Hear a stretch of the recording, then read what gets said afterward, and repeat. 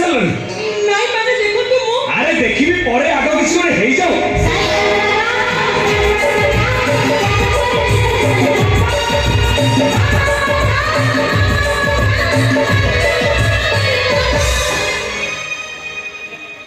eighty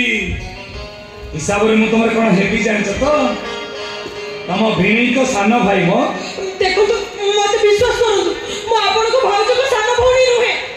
ता भी सत होई पारे काई कि ना बाहागर बेले हम दी जन छोट थिले तापर हमरा देखाई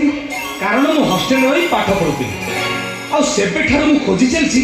भाउज को सानो भौणी के लाइन मारी बोली कि बुझु बुझु कोन ना मैडम को परीक्षा चली सी आसी पारे से जदि आमर देखाई था आज कौन असुविधा होता भाउज तुम फोटो देखी फोटो अपेक्षा चेहरा टिके बदली जाइए चलो देखो मते विश्वास करू मु आपण को भाउज को सानो भौणी रुहे मु चुटकी रो केयरटेकर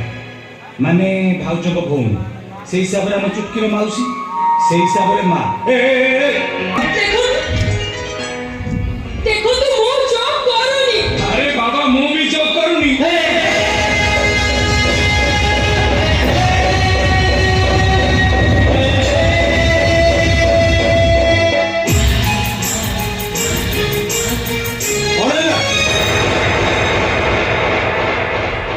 बाबू मते बच्चा दे बाबू ये मते किंतु तमे की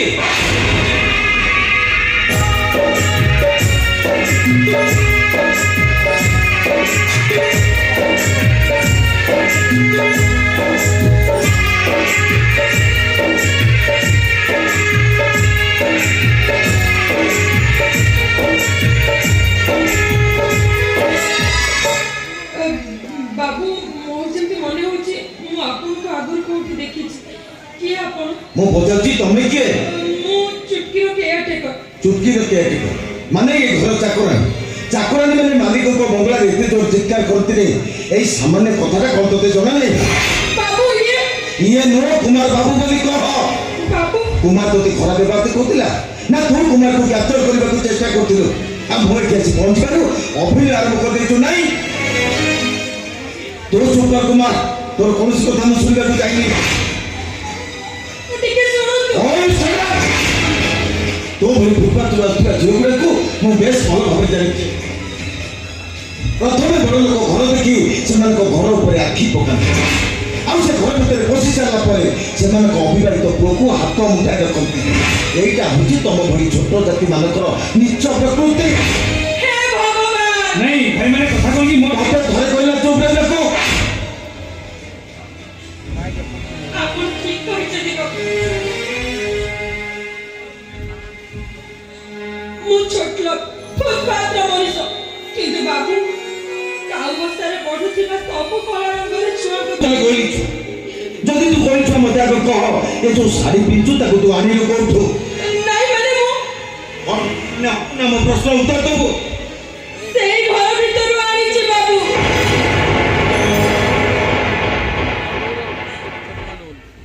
अच्छा ये घरे बातो तो बार घंटा है तू मो बेडरूम में बस मो स्त्री साड़ी पिंधि सेलुनी भाई मो रूम में बसिबा को तो सास कलु केबिति मोर भूल ही जाई छी बाबू एमी तू भूल हो केबे कहिबी भूल होइते कि नह तू जानी सुनी भूल करी छु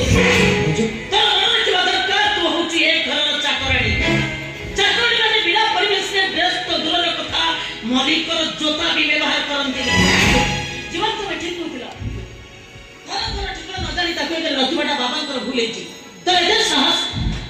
तो गवर्नमेंट रे बसे बसे बिंदी सालनो सती पई तू शास्ति पाइबो भविष्य तो एमित भूल जमी केबे न करू ओहो भाउज जहाँ हबार कथा तो हेगलानी शास्ति तो कौन दरकार तू जानने कुमार ये छोट लोग गुडा को मुंडे गाने मुंडे रे बसबे एमने को प्रथम टाइट कर देले यार मुंडे उठाई परिबेनी आई मो कथा के आदि तले घर सब काम ये करबो एक घर तक पुजारी दरन को छुट्टी दिया दिबो आ बाबू ऑफिस में पूरा दरन गेट खोली माने गेट खोली मो तो बाबू को सैलेंट मारी तू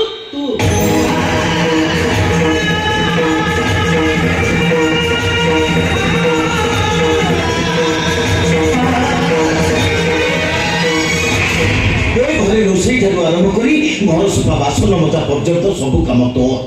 ଏମିତିକି ମ୍ୟାଡାମଙ୍କ ପାଲଟା ଲୁଗା ସଫା କରିବ ତୋ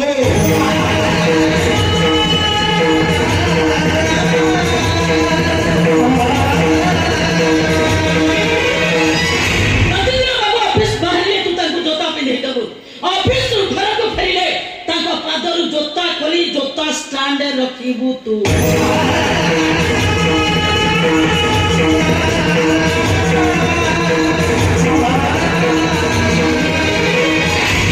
ଏ ଘରେ ସମସ୍ତେ ଖାଇସାରିଲା ପରେ ଯାହା ବଳିବ ତୁ ଖାଇବୁ ଏ ଘରେ ଟିଭି ଦେଖିପାରିବୁନି ଏସି ତ ଦୂର କଥା ଫ୍ୟାନ ବି ବ୍ୟବହାର କରିବୁନି ଶୀତ ହଉ କି ଗରମ ଖାଲି ସପରେ ଚଟାଣରେ ଶୋଇବ ତୁ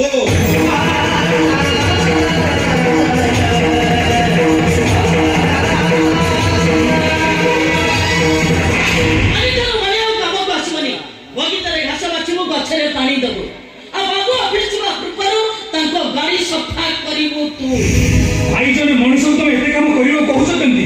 ଭାଇ ଏ ଜଣେ ମଣିଷ ମେସିନ୍ ନୁହଁ ଯଦି ମେସିନ ପରି କାମ ନ କରିପାରିବ ତାହେଲେ ତାକୁ ଏ ଘରୁ ବାହାର କରି ଦିଆଯିବ ଭାଇ এই শোন নিষ্পত্তি তো হাতে ইয়ে ঘরে রহিব না বাহারে ଯିବୁ ଆଉ ଯଦି ଯିବା କଥା ତାହେଲେ ବାପା ଏ ଘରକୁ ଆସିବା ଘରୁ ଏବେଠୁ ଚାଲି ଯା